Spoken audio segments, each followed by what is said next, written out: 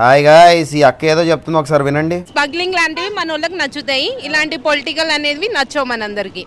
Society usage మన వాళ్ళకి నచ్చట్లేదు. పుష్ప అనేది స్మగ్లింగ్ అవన్నీ రౌడీ కంటెంట్ అనేవి చాలా నచ్చుతున్నాయి, ఇలాంటివి నచ్చట్లేదు. ఈ వీడియో ఈ అక్కకే కాదు, ఇలాంటి ఆర్గ్యుమెంట్ కొంతమంది చేస్తున్నారు, వాళ్ళకి రెస్పాన్స్ గా ఈ వీడియో చేస్తున్నాం. స్మగ్లింగ్ ఫిల్మ్స్, వాల్యూస్ లేని హీరో సినిమాలే ఎంకరేజ్ చేస్తున్నాము, హీరోకి ఎథిక్స్ ఇంటిగ్రిటీ ఉంటే అస్సలు యాక్సెప్ట్ చేయట్లేదు, ఎంకరేజ్ చేయట్లేదు అని చెప్పి ఈ అక్క ఇంకొంతమంది ఆర్గ్యుమెంట్. వాళ్ళందరికీ ఒకటే చెప్దాం అనుకుంటున్నా, సినిమా మంచిగా తీస్తే, ఎంటర్టైనింగ్ ఇంకా ఎంగేజింగ్ అనిపిస్తే జనాలు ఎలాంటి సినిమాలన్నా ఎంకరేజ్ చేస్తారు. దాంతో హీరో క్యారెక్టరైజేషన్ కి సంబంధం లేదు. హిస్టరీలో చాలా సినిమాలు వచ్చాయి, హీరో చాలా ఇంటిగ్రిటీతో ఉంటాడు, ఆ సినిమాల్ని కూడా హిట్ చేశారు. ఆ సినిమాలు నాకు బాగా నచ్చాయి. కొన్ని సినిమాల పేర్లు చెప్తాను: ఠాగూర్, లీడర్, భరత్ అనే నేను, శ్రీమంతుడు, అండ్ రామ్ చరణ్ గారు నటించిన ధృవ సినిమా ఉంది కదా, దాంట్లో కూడా ఆయన ఐపీఎస్ ఆఫీసర్. అండ్ హిందీలో 12th ఫెయిల్ అని ఒక సినిమా ఉంటుంది భయ్యా, నా ఫేవరెట్ ఫిల్మ్ అది. చంబల్ లాంటి విలేజ్ నుంచి చాలా డిఫికల్టీస్ ఫేస్ చేసి యూపీఎస్సీ ఎగ్జామ్ ఎలా క్రాక్ చేస్తాడని చూపిస్తారు, మస్తు నచ్చింది నాకు. అది స్మగ్లింగ్ బేస్డ్ సినిమా ఏం కాదు కదా,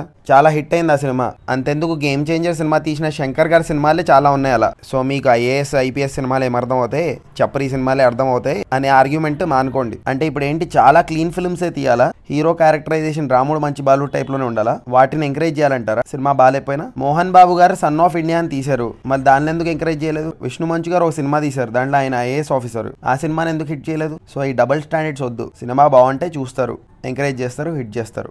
స్మగ్లింగ్ లాంటివి మన వాళ్ళకి నచ్చుతాయి, ఇలాంటి పొలిటికల్ అనేవి నచ్చవు మనందరికి. సో ఈ ఆర్గ్యుమెంట్ అస్సలు మంచిగా లేదు. మీరేమంటారు? పుచ్చుక్ పుచ్చుక్.